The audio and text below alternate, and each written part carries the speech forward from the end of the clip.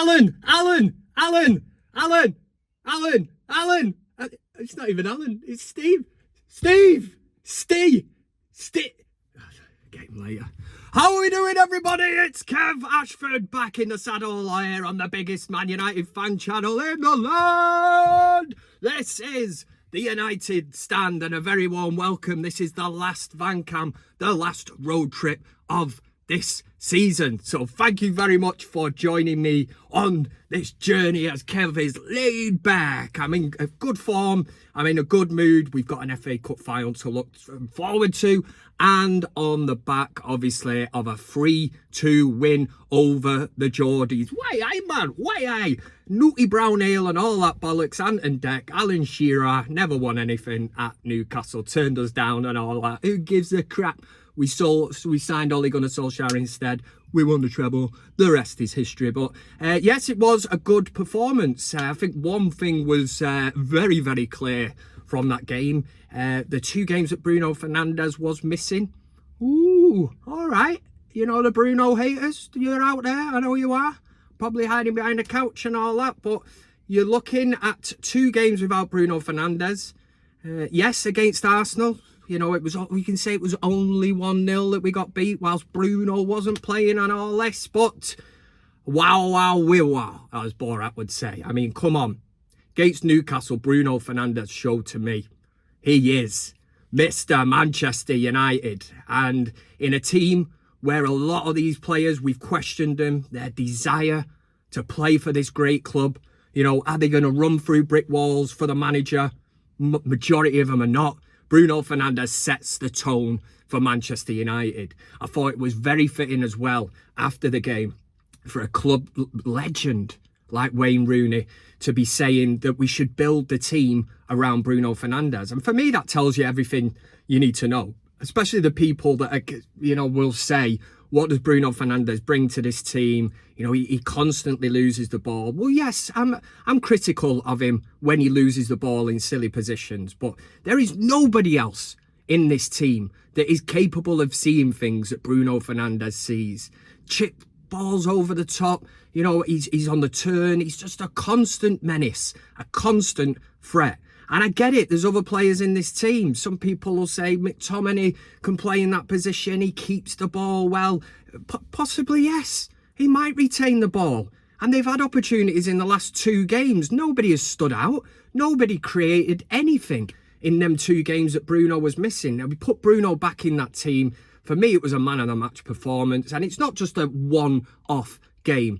When he first come to Manchester United, he set the bar very, very high. So you fans will judge him off that and they'll look and think, oh, well, Bruno's dropped off. Well, what you need to take into consideration as well, look where we're going to finish this season. It's been a horrendous season in terms of a Premier League campaign. Yes, we've got an FA Cup final to look forward to. But Bruno Fernandes playing in this team. Don't tell me for a minute, if Bruno Fernandes is playing for an Arsenal, a Liverpool, a Manchester City, that he wouldn't be ripping it up.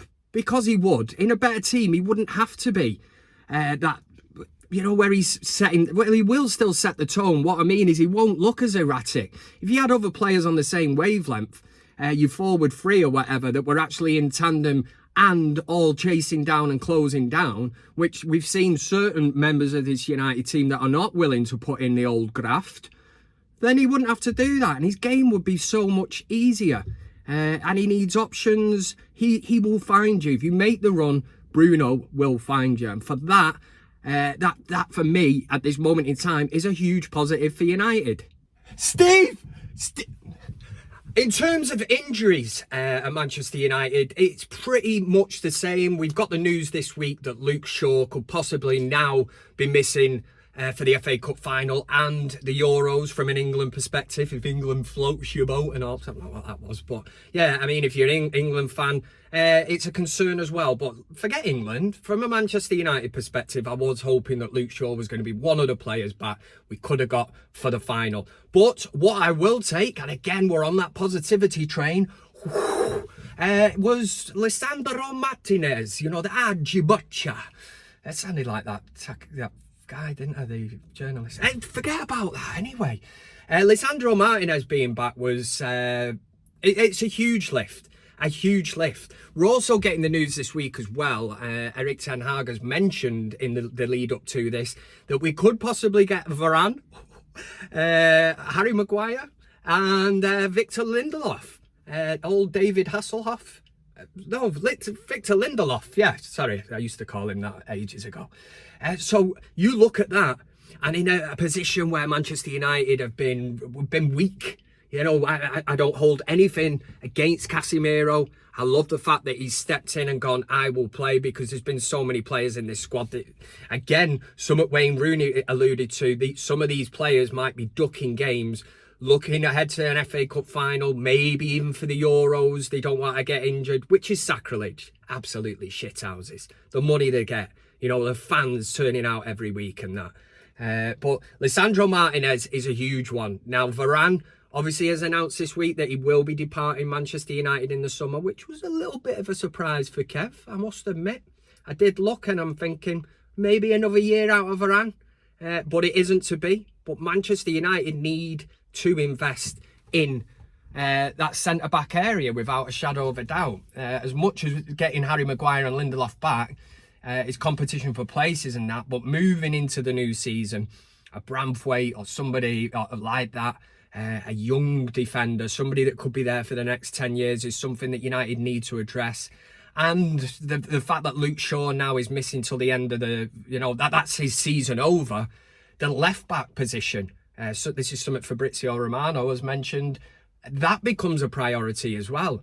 And Erik ten Hag is going to have his work cut out, whether it's Erik ten Hag or if they pull the bullet on him, if they pull the rug from under his feet or whatever, and bring in another manager, then they're going to have the same issue to deal with, and even the striking option. But Højlund getting his goal, another positive. Like I say, it's all positivity here on the Van Camp, but it is the last game of the season. It is not a free hit for me, because we got Manchester City next week. Ahmad, another positive.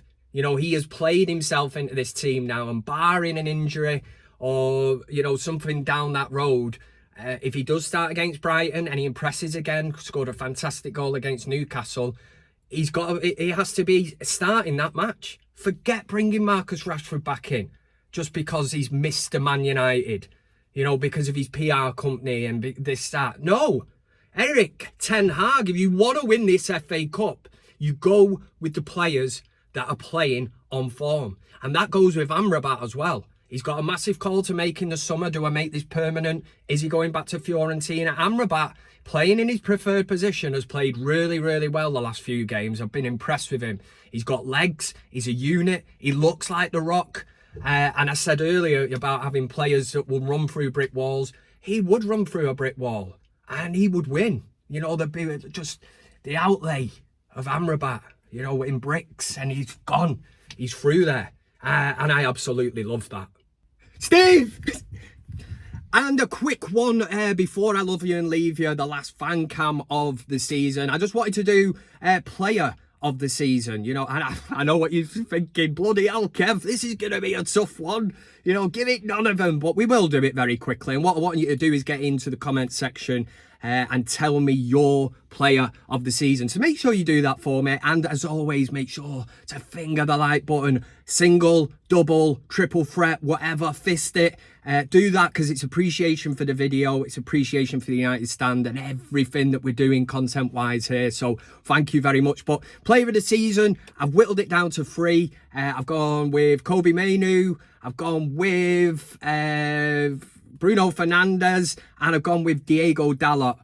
And my player of the season is, drumroll, it's Diego Dalot, purely based on consistency. I think in a season where a lot of players have gone through peaks and troughs, they've dropped off, they've looked interested, looked not asked. Diego Dalot has been consistent. He's played on the right, he's played on the left, equally as impressive on both. He's a most improved player under Erik ten Hag, and for that reason, he would be my choice as player of the season. But make sure you get in the comment section, let me know exactly what you think. Would you have gone with a Kobe Mainoo? What a season he's had. He would have been a close second, but Dalot just edges it for me. Yeah, last Van Cam of the season. Let me just say thank you very much for welcoming me back in the van on the United stand, and we'll see what happens for next season. And to all the people that don't understand Van Cam and say it's childish and this and that, have a pair of them. I'm only joking. Well, I'm not joking, actually. Have a pair of them. Yes, this one is for United today. It's for United, well, against Brighton. But also, there won't be a Van Cam for the FA Cup final because Beth will be doing that because she is going to Wembley, representing the United stand, representing United. So this one will be for United against Brighton and in the FA Cup final. Can Raphael Varane lift it in his last game? Can Erik ten Hag make a little bit of history and salvage a little bit of what has been a disastrous season in the Premier League? But let's see if we can do it.